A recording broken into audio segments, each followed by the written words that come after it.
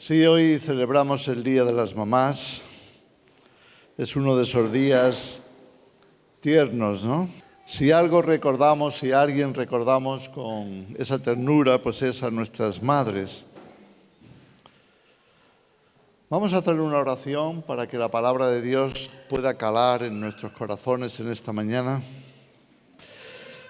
Padre, te damos las gracias por habernos reunido aquí en tu presencia. Gracias te damos por cada una de las mamás. Te pedimos ahora, Señor, que tu palabra viva, transformadora, consoladora, edificante, pueda llegar a nuestros corazones, pueda ser sembrada y pueda llevar fruto. En el nombre de Jesús, amén. Amén. Bueno, pues no podemos menos que recordar hoy el tema, ¿no? Porque la palabra de Dios nos habla acerca de las madres. Las madres son el instrumento, vamos a resumirlo así, las madres son el instrumento creado por Dios para colaborar con Él en la creación de la vida en esta tierra, de la vida humana. Gracias. Este es uno de los ministerios más importantes, es uno de los ministerios más importantes que tenemos en este mundo. Es difícil encontrar algo que sea de máxima cooperación con Dios como el ministerio materno, el ministerio de las madres. La palabra de Dios también nos habla ampliamente sobre ese ministerio y nos habla de ejemplos, empezando por nuestra primera madre, que fue Eva, ¿verdad? Todos sabemos, lo hemos leído muchas veces, cómo empezó la humanidad. Dios creó al hombre y le dio una mujer. Dios creó a la mujer. Y la primera prácticamente función que les dio como hombre, mujer, como esposo, esposa, fue la de gobernar y la de multiplicarse. Eso ya implica ser madre. La misión de la primera mujer, Eva, de acuerdo al Génesis, capítulo 2, capítulo 3, iba a ser ayuda idónea para su esposo en la obra que Dios le había encomendado y la de dar vida a otros. Dar vida. Cuando Adán le pone nombre a Eva, porque fue Adán el que le puso nombre, le llamó Eva, porque Eva significa eso. Significa dadora de vida, significa madre de los que viven, de los habitantes de este mundo. Por tanto, aparece al principio de la Escritura, en el Génesis, que es el libro de los orígenes. ¿Cuál es el origen de la humanidad? Dios creó al hombre, creó a la mujer y les dio la bendición. Desde el principio, ser madre era una tremenda bendición, en tanto que era un llamado a ser un cooperador cercano de Dios para dar vida. Esto tiene primeramente una connotación, una característica física, la vida física, la vida del hombre sobre la tierra, un nuevo ser. En cada uno de los niños se produce ese milagro, el milagro del nuevo ser. Dios ha tomado la decisión de que no iba a seguir creando Él solo. Dios es un Dios de cooperación. Dios es un Dios que ama el trabajar con otros, que le encanta trabajar en equipo. Ese es nuestro Dios. Dios no es un individualista. Dios no es alguien que, aunque merezca toda la gloria, no es alguien que va buscando solamente que se fijen en Él y le alaben a Él. Él es un Dios de cooperación. Él llama a la humanidad para cooperar con Él. Él llama a los hombres, a las mujeres. Él llama a las madres con un llamado tremendo para formar parte de ese equipo productor de vida. Por tanto, la maternidad es una de las primeras bendiciones que Dios da a la humanidad. Ser cooperantes, cooperadoras de vida. En la Escritura, para contrastar esto, para reflejar esta realidad, nos presenta a muchas mujeres estériles o imposibilitadas de tener hijos. No era el caso de Eva, pero sí lo vamos a encontrar a lo largo de la historia de la nación, a lo largo de la historia sagrada, que consideramos inspirada, revelada, diseñada, preparada por Dios para manifestar ciertos principios. Así encontramos a Sara. Recordamos a Sara, Sarai, mujer de Abraham, cómo ella, no pudiendo tener hijos, pues hacía que se atascara o se viera como imposible el que Abraham pudiera cumplir ese llamado de parte de Dios, de ser padre de multitudes, padre de naciones. ¿Cómo iba a ser padre de naciones y de multitudes si Sara era estéril? Entonces, aunque la bendición de parte de Dios ya reposaba sobre ellos, había una imposibilidad. ¿Por qué permite Dios la imposibilidad? Dios tiene un motivo muy importante. Dios tiene un propósito con cada dificultad, con cada resistencia, con cada imposibilidad. Dios se glorifica en la dificultad. Dios se glorifica en lo imposible. Cuando las cosas no parecen estar preparadas, dispuestas a funcionar, es cuando Dios entra en la escena. Es cuando Dios puede manifestar que Él es el que está detrás. Y Él es el que lo hace, y Él es el que lo consigue. Las madres lo experimentan con cada nacimiento. ¿Qué madre no se ha sentido que se moría cuando iba a dar a luz? ¿Qué madre no ha sentido que estaba delante de una tarea imposible? Que era imposible que pudieran hacer esa criatura. Todas las madres experimentan esa angustia de la imposibilidad. Y lo hace Dios así para que se revele que es su mano, es su poder, es su gracia quien está con ella para llevarla a cabo esa obra de cooperación divina. Es Dios. Nosotros estamos limitados, las madres están limitadas. El ser humano es incapaz de cumplir la alta misión de Dios sin Dios. Es por eso que tenemos que experimentar que llegamos a un callejón sin salida, que llegamos a un punto en el que estamos rindiéndonos, estamos diciendo es imposible para nosotros. Dios nos lleva a cada uno a ese punto, no solo una vez, sino muchas veces. A lo largo de nuestra vida llegamos a comprobar que sin Dios no lo podremos hacer. Y no es menos con las madres.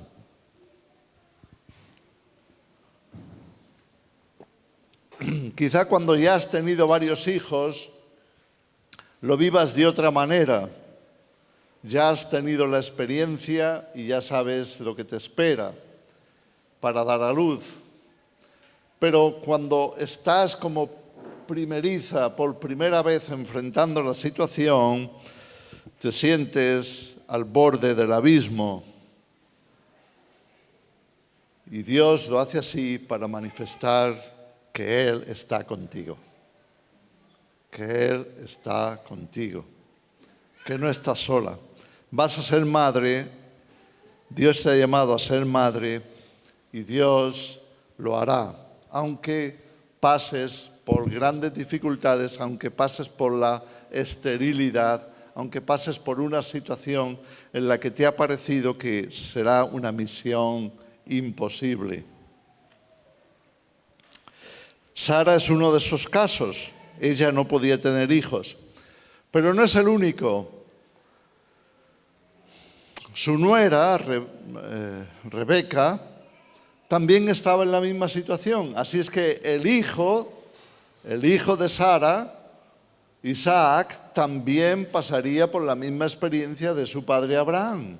Se casó con una mujer que no podía tener hijos.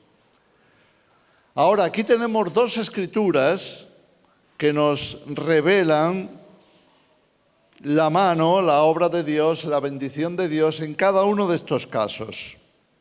En Génesis 17, 16, Dios le dice a Abraham acerca de Sara: y la bendeciré, y también te daré de ella hijo. Sí, la bendeciré, y vendrá a ser madre de naciones. Reyes de pueblos vendrán de ella. Fijaros qué promesa de parte de Dios y qué bendición para una mujer que no podía tener hijos, que la naturaleza estaba impidiendo que ella fuera madre. Pero ¿qué hizo Dios?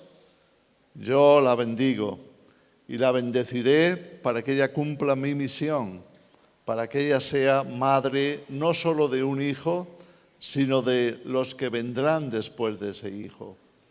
Toda madre continúa la bendición que Dios tiene para el ser humano de traer vida, de construir vidas en la tierra. Algo similar ocurriría también en Génesis 24, 60. ¿Sabes? Cuando Abraham estaba preocupado porque su hijo Isaac ya estaba en edad de casarse y no tenía esposa, entonces mandó al principal de sus siervos, lo mandó a buscarle la esposa que él pensaba que sería la correcta para su hijo. Y entonces trajo a Rebeca. Pero antes de traer a Rebeca, vemos esta escritura, Génesis 24, 60. Dice que la familia de Rebeca, antes de que marchara, hizo esto. Dice: bendijeron a Rebeca y le dijeron: hermana nuestra, era su familia, sus hermanos, hermana nuestra, sé madre de millares y posean tus descendientes la puerta de sus enemigos. Está hablando de que la bendición que Dios ve detrás de esa madre es de traer una vida que sea manifestadora, representante de Él en la tierra, manifestadora de su gracia, de su reino, de su poder. Esto es lo que Dios quiere poner en el corazón de cada una de las madres. Que ese hijo, esos hijos que van a ser el fruto de su vientre, sean de bendición en este mundo. Puedan ser una extensión del amor de Dios, de la vida de Dios. Puedan ser extensores del reino. Las madres nacen, por tanto, se desarrollan, también nacen, porque no eres madre hasta que nace tu hijo, ¿verdad? Así que el hijo, la hija que nace de tu vientre, también te hace a ti nacer como madre, ¿verdad? Así que las madres se hacen dando vida. Y cuando nace una madre, cuando una madre experimenta lo que significa la maternidad, el dar a luz, también se genera una nueva identidad, se genera un nuevo ser, es como un renacer. Ahora naces a ser madre y naces a ser madre con unas características que no tenías antes, porque Dios te va a formar, Dios te va a equipar para eso. Dios te va a hacer madre y va a poner en tu corazón lo que quiere desarrollar en ti y a través de ti. Por tanto, las madres tienen características distintas a las mujeres en general. Vemos algunas de ellas en la palabra. Por ejemplo, vemos como la madre de Salomón, ¿recordáis? La madre de Salomón era Betsabé, esposa de David. A ella se le encomendó velar porque la promesa dada a su hijo, escucha bien esto porque esta es una de las características que Dios quiere poner en el corazón de cada madre, la promesa de Dios para tu hijo, la bendición que Dios tiene para tu hijo, lo que Dios quiere hacer en tu hijo y a través de tu hijo en el futuro, esa persona que le manifieste, que le refleje, que sea de bendición. Eso ya está puesto por Dios en el corazón de la madre. Y es por eso que la madre se convierte en la primera guardiana de la promesa de Dios.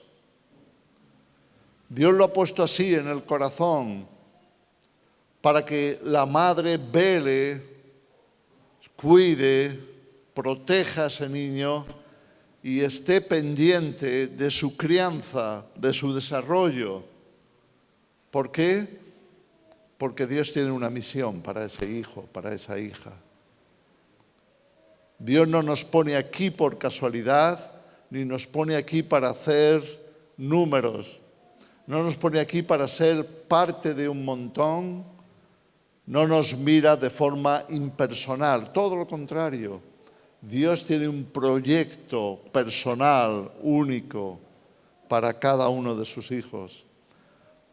No hay vida en este mundo que no tenga un propósito. Todos estamos aquí para cumplir la voluntad de Dios. Y Dios pone en el corazón de la madre ese interés, ese cuidado para velar porque su hijo lo cumpla. Lo vemos en el caso de Betsabé.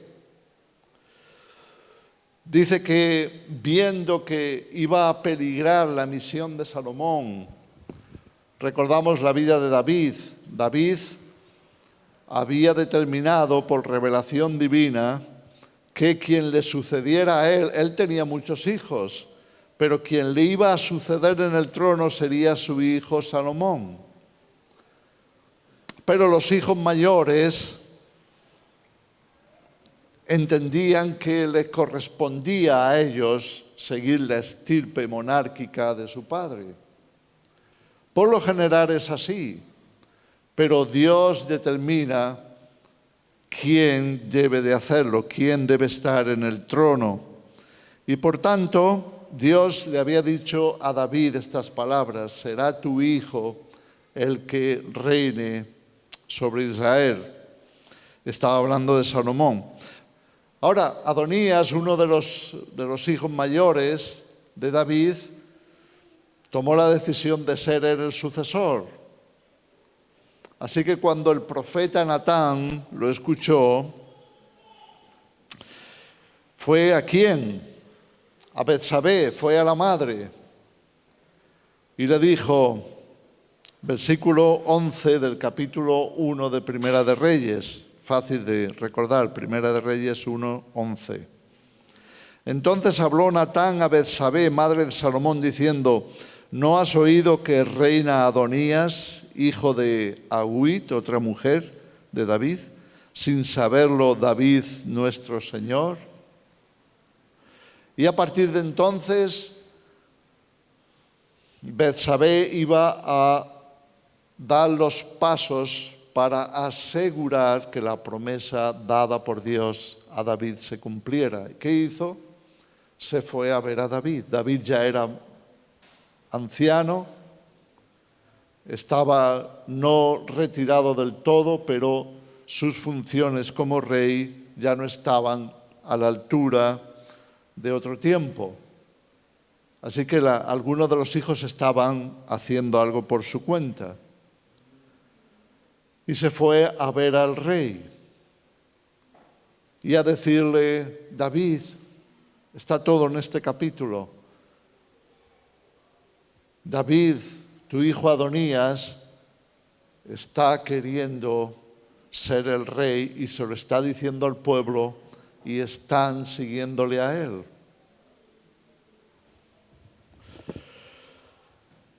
En principio David no lo tomó muy en serio. Pensó, no, eso mi hijo Adonías no lo va a hacer. Estoy yo todavía de rey y tú eres una mujer muy preocupada, pero no hay de qué preocuparse.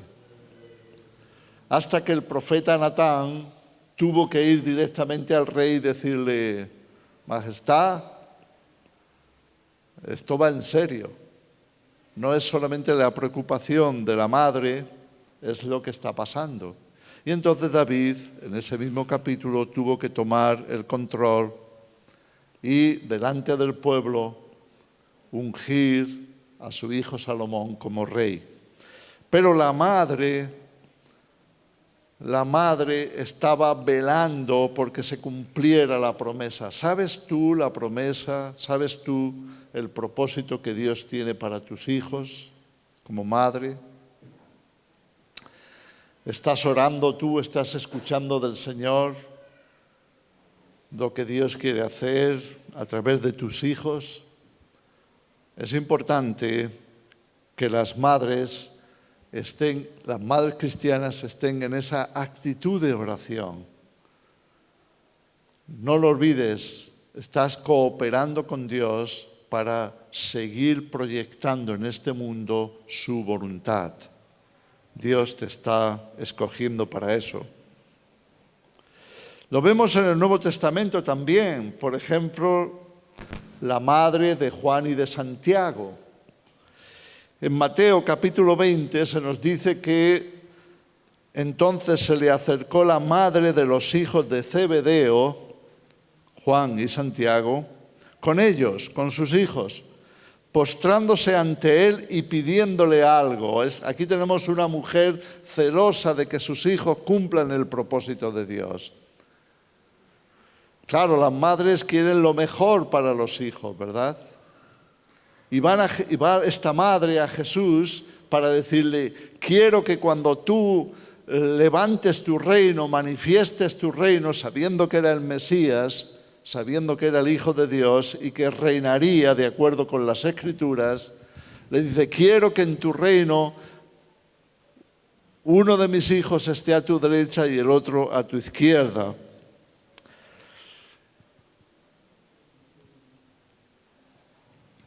¿Qué madre no quiere lo mejor para sus hijos? ¿No?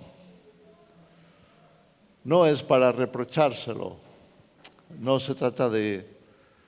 Es que Dios ha puesto en el corazón, Dios les ha puesto en el corazón ese celo de que lo mejor que pudiera pasar les pase a ellos.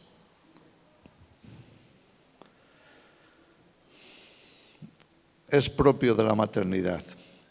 Pero no iba a ser solamente la madre de Juan y de Santiago la que estaría detrás de que esto le pasara a sus hijos, aunque Jesús no les prometió nada de eso, pero el celo quedó manifiesto, quedó claro en esa actuación de la mamá. Pero también le pasó a la madre de Jesús. También María tenía este celo de que su hijo se manifestara, de que su hijo dejara claro su misión y la cumpliera. No entendemos quizá, o no entendían por lo menos los familiares, seguramente en los días de Jesús, porque muchas veces los hermanos no creían que Jesús iba a cumplir esa misión de Mesías. Nos dice Juan 7 que ni sus hermanos creían en él. Es duro, pero los seres humanos tendemos a resistirnos a que se cumpla esa alta misión. Somos nosotros muchas veces nuestros primeros enemigos. Nuestra familia muchas veces es nuestra primera enemiga. Porque tendemos a no creer que algo así pudiera pasar. Sin embargo, María, como madre, tenía estas cosas, las promesas de Dios guardadas en su corazón. Ella sabía qué iba a hacer su hijo. Recordamos las bodas de Canaán en Juan capítulo 2. Jesús estaba apenas reuniendo a algunos discípulos. Él como maestro estaba enseñando la palabra de Dios y estaba enseñando los propósitos divinos, revelándolos para la nación, y entonces estaba escogiendo discípulos a los cuales enseñaba, explicaba, preparaba para el futuro. Y fueron invitados a unas bodas, todos lo hemos escuchado muchas veces. Las bodas en Caná de Galilea. Y también estaba allí, dice el versículo 1, la madre de Jesús. Así que aquí en estas bodas vamos a encontrar un acontecimiento que requería de un milagro. Era que se había acabado el vino y todavía las bodas estaban a la mitad. Entonces, ¿cómo podía continuar la fiesta si la gente no era capaz de disfrutar de la cena o de las comidas? Digo de las comidas porque las bodas duraban alrededor de una semana. Eso era normal en aquella época, supuesto que la gente se iba incorporando. Acordaros que no había automóviles, no había aviones para los familiares que venían de lejos, no había autobuses, trenes, todo eso no existía. Así que la gente venía andando y algunos se tenían que desplazar muchos kilómetros, cientos de kilómetros para llegar a la boda de tu hijo o de tu familiar. Las bodas se extendían por mucho tiempo y así que los que no venían el primer día venían el segundo y si no el tercero. Pero faltó el vino y todos sabemos lo que pasó. Pero fijaros lo que va a hacer María. Va a ir a su hijo. ¿Por qué va a ir María a su hijo si él no era un productor de vino? ¿Qué podía hacer él? Tampoco era alguien rico que pudiera ir tampoco había grandes mercados en la esquina para comprar. ¿Qué podía hacer su hijo? Ella sabía lo que podía hacer. Y ella va a ir a Jesús para decirle, no tienen vino. Y la primera reacción de Jesús iba a ser,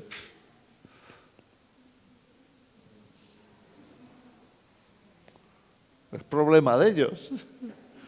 Si se acaba el vino es porque no han calculado, ¿no? Esa fue la primera reacción de Jesús. Y bueno, ¿y qué vamos a hacer? Pero María no se iba a conformar con eso por una razón muy sencilla, porque ella sabía lo que había en su hijo. Ella sabía que nada era imposible para Dios y que su hijo lo podía hacer posible, porque era hijo de Dios. No era hijo de José, era hijo de Dios.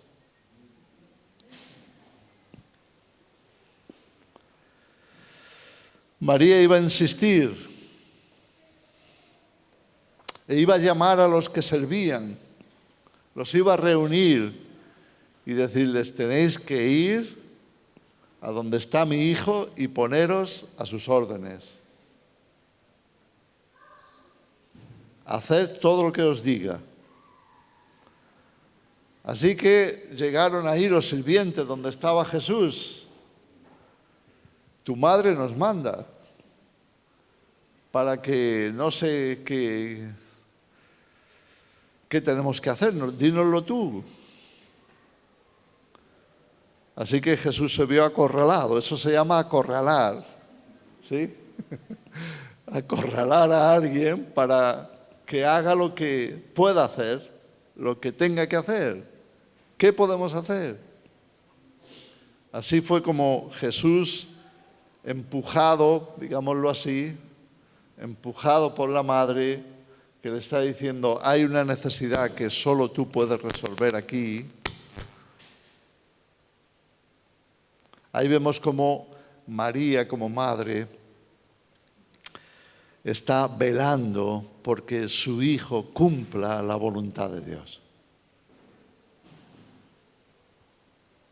Esto es importante porque juntamente con el hijo, juntamente con la hija que Dios te da, juntamente con los hijos que Dios te da, Dios también te da el encargo de velar para que se cumpla. ¿Podemos comprender eso? Así de importante es una madre. Mientras quizá el padre esté distraído en el campo, esté distraído en el trabajo, esté distraído con sustentar a la familia, la madre está pendiente de que el hijo, la hija, los hijos cumplan la voluntad de Dios. Tenemos el caso de Timoteo. ¿Te acuerdas del discípulo de Pablo? Timoteo. En 2 de Timoteo, capítulo 1, leemos esta escritura de la carta. Pablo expresándose, diciendo: deseando verte, le habla a Timoteo, al acordarme de tus lágrimas para llenarme de gozo. Las lágrimas de Timoteo venían de las dificultades que él tenía para llevar a cabo la misión. Pablo le había enviado a Timoteo a Creta, un lugar muy inhóspito, un lugar un poco salvaje. Y allí tenía que ayudar a ciertos hombres, a ciertos ancianos, a tomar el control de cada iglesia en cada ciudad. Era una misión difícil para él siendo joven, un joven. Pero fíjate lo que escribe Pablo, que quiere que él recuerde, que Timoteo recuerde. Dice: para llenarme de gozo, trayendo a la memoria la fe no fingida que hay en ti, la cual habitó primero en tu abuela Loida y en tu madre Eunice. Fijaros cómo Pablo va a traer a la memoria para que Timoteo reflexione cómo Dios ya había preparado que él fuera de bendición a cumplir la misión que Dios le encomendaba, primero trabajando en su abuela y después en su madre, porque las madres iban a ser el instrumento de Dios para preparar a Timoteo. Y en tu madre Eunice. Y estoy seguro que en ti también está esa fe. Ellas te lo transmitieron. Por lo cual te aconsejo que avives el fuego del don de Dios que está en ti. Fijaros los argumentos que Pablo está utilizando. Dios preparó a tu abuela, preparó a tu madre para prepararte a ti. Esa fe no fingida, esa fe auténtica, verdadera que está en ti, es la consecuencia de la siembra de que Dios ha hecho en estas mujeres. Y estas mujeres lo han hecho en ti. Así de importante es la maternidad. Para concluir en el versículo 7 y decirle: despierta, Timoteo, déjate de lágrimas, déjate de quejarte, déjate de compadecerte de ti mismo, porque la misión es difícil, porque eres joven, porque, bueno, puedes encontrar muchas razones para verte en un callejón sin salida y llorando porque ¿cómo vas a cumplir tú la misión? Ahora piensa en cómo Dios lo está haciendo. Lo ha hecho y te ha puesto. Por tanto, dice, no nos ha dado Dios espíritu de cobardía, sino de poder, de amor y de dominio propio. Sécate las lágrimas y ponte a trabajar. Eso es lo que tu madre espera, eso es lo que tu abuela espera, eso es lo que Dios espera. Y Dios lo ha hecho por ti. Así vemos cómo Dios ha estado cooperando a lo largo de la historia, a lo largo también de la palabra, de la Biblia, para revelar que la maternidad es un altísimo llamado. Es un altísimo llamado. Fue el mismo Pablo quien después escribiría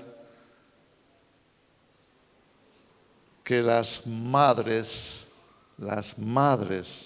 se salvarán criando a sus hijos, lo dice así, criando a sus hijos, manteniéndose firmes en su fe y cumpliendo la misión que Dios les daba. Vivimos en una época en la que la maternidad ha sido más atacada que nunca. Vivimos en una era anti-Dios, anti-palabra de Dios, anti-misión divina. Eso es por lo que vemos cosas tan horribles como el aborto. ¿Cómo puede Satanás impedir que las madres cumplan esa misión divina? Primero, haciéndolas creer que no es tan importante tener hijos. Hay cosas más importantes, tu carrera, que tú estés bien, que tú te sientas bien, que tú disfrutes de la vida. Sí, es la cultura de hoy. Vivimos en una cultura anti-maternidad. Vivimos en una cultura en la que se pone el disfrutar, el pasarlo bien, el sentirse bien, el buscar tu propia felicidad por encima del propósito de Dios. Así se llega a la falta de maternidad. La maternidad parece retrasarse cada vez más. Aunque Dios ya pone en las adolescentes la capacidad de ser madres, sin embargo, cada vez se retrasa más que llegue esa maternidad. Y muchas veces hasta el punto en que ya ni se tienen ganas de ser madre. Y se menosprecia, se llega a menospreciar la maternidad. Hasta el punto que nosotros lo hemos vivido, porque aunque no teníamos tantos hijos como otros, pero hemos tenido 5.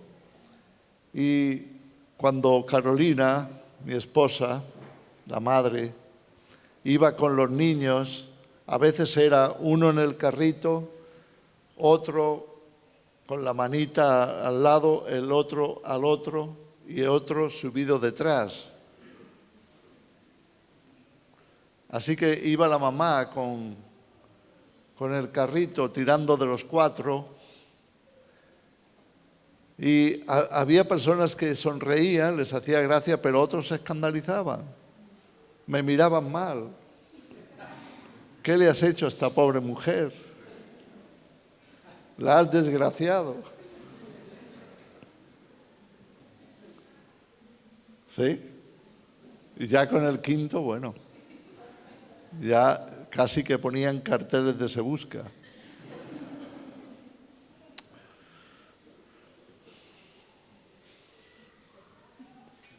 Es curioso, hasta su familia y la mía nos miraban mal.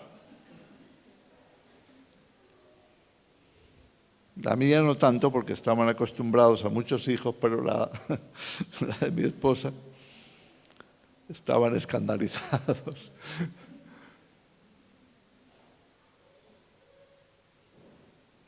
Hasta ese punto hemos llegado. Lo que es bendición, Satanás engaña al mundo para convertirlo, hacerlo parecer maldición. Tenemos que tener mucho cuidado con eso, porque en la iglesia no debería ser así. La iglesia debería ser un lugar donde se entiende el propósito de Dios y se anima, motiva, propicia ese propósito. Es una gran bendición traer hijos al mundo. Es una gran bendición cooperar con Dios en la crianza de esos hijos. Eso es mucho más importante que cualquier otra meta. Quiero terminar. Hay muchas mujeres, hoy día más que nunca, que, como se dice en lenguaje vulgar, se les pasa el arroz, que es una forma de decir que han tardado tanto, ¿verdad? Han tardado tanto que ya no están con fuerzas, con motivación, con ganas de ser madres. Y algunas, pues, no han podido, por una razón u otra.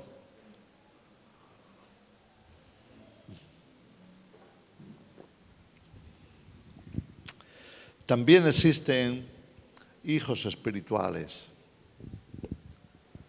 Hijos espirituales. ¿Qué es un hijo espiritual? Jesús dijo que era necesario nacer de nuevo. Es necesario nacer de nuevo. ¿Para qué? Para entrar en el reino de Dios. Así que si no has tenido la bendición de ser madre física de un hijo, de una hija o de unos hijos, Dios tiene muchos hijos que encomendarte si estás dispuesto, estás dispuesta a cooperar con Él en la tarea de traer hijos para su reino. Es otra forma de maternidad. Todos hemos tenido que nacer de nuevo para entrar en el reino de Dios. Si aún no has nacido de nuevo, entiende esto. Es necesario que nazcas de nuevo. Tanto es así y tan serio es para Dios sus hijos, hijos espirituales, que Él nos ha dejado en la Escritura esto expresado de una forma profética y clara. En Isaías 54 nos habla Dios, por medio de Isaías, de que así como la nación de Israel había dado muchos hijos, pero ninguno de esos hijos era nacido de nuevo, habría otra nación en el futuro que aunque ahora era estéril, llegaría a tener más hijos que la nación física. Es el juego de palabras que se usa en ese capítulo de Isaías para hablar de la desposada y la abandonada o desamparada. Israel fue tomada como esposa de parte de Dios para traer hijos a la nación. Pero hay una nación que es espiritual, la nación espiritual, la cual nos da a luz a todos nosotros. Por eso quiero hablarte también a las mamás, porque las mamás también son hijas, Y todos, hijos e hijas, estamos llamados a nacer de nuevo. ¿Quién es la madre de todos nosotros? Por siglos, la Iglesia Católica lo ha identificado con María y la ha nombrado madre de los creyentes, ¿no? Pero ¿quién dice la Biblia que es la madre de los creyentes?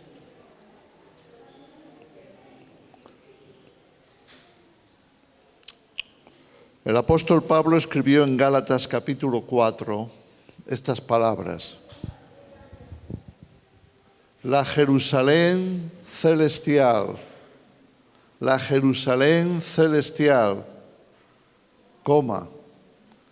cual es madre de todos nosotros, es libre.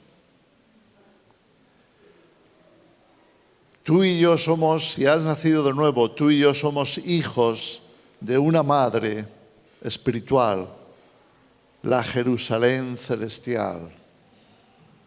Tú y yo hemos nacido de esa mujer, en sentido figurado, que es la nueva Jerusalén. Ella es madre de todos nosotros. Somos hijos de Dios, llamados a la nueva Jerusalén, llamados a la eternidad con Él, por medio de nacer en el Espíritu. Así que somos hijos de Dios en el Espíritu a través de la que no daba hijos en la historia antigua, la nueva Jerusalén, la que ahora nos da a luz a ti y a mí.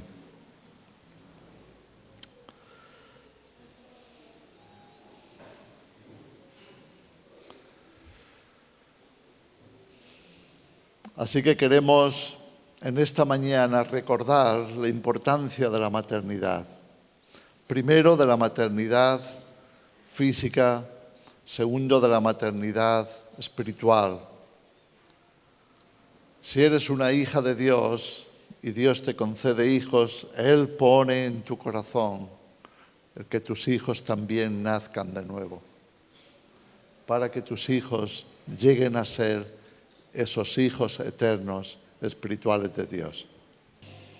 Hablando de nacer de nuevo, solamente ha sido posible el que recibamos esa bendición, el que podamos ser hijos, considerados hijos e hijas de Dios, debido al sacrificio de Jesús, ya que solamente Él podía hacerlo posible al perdonar nuestros pecados. Ninguno de nosotros hubiéramos podido formar parte de la familia de Dios si Jesús no hubiera estado dispuesto a pagar, a dar la vida por nosotros, pagando por nuestros pecados, nuestras rebeliones, nuestra imposibilidad, nuestra debilidad. Él la llevó a la cruz. Él tomó todo eso que nos impedía ser hijos de Dios y lo lavó con su sangre, lo limpió con su propio sacrificio, dándonos capacidad de poder nacer de nuevo.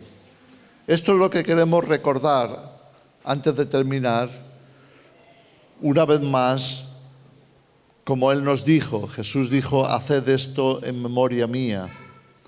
Él partió el pan cuando iba a ser entregado, partió el pan y lo repartió entre sus discípulos diciendo: tomad y comed todos de este pan, es mi cuerpo partido por vosotros.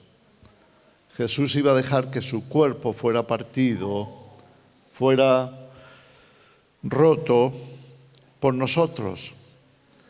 Y Él quiso que lo tomáramos, ilustrando también que Él era nuestro alimento. Él era la palabra viviente. Él era el pan de vida. Él era aquello que necesitaríamos para poder ser sustentados y cumplir la visión de Dios. También tomó la copa aquella misma noche, la bendijo y la repartió entre sus discípulos, diciendo: «Bebed todos de ella, porque esta es la sangre, mi sangre del nuevo pacto, derramada para el perdón de los pecados». La sangre del nuevo pacto nos habla de un pacto de sangre. Es vida por vida. Jesús se entregó, nos dio su vida, y Él espera que nosotros hagamos lo mismo, dándole nuestra vida a Él. La nueva vida que Él nos da es para Él, es para honrarle a Él, es para glorificar su nombre y su reino, es para extender el Evangelio, es para proclamar la verdad, es para hacer posible que la justicia esté en nosotros y a través de nosotros en otros.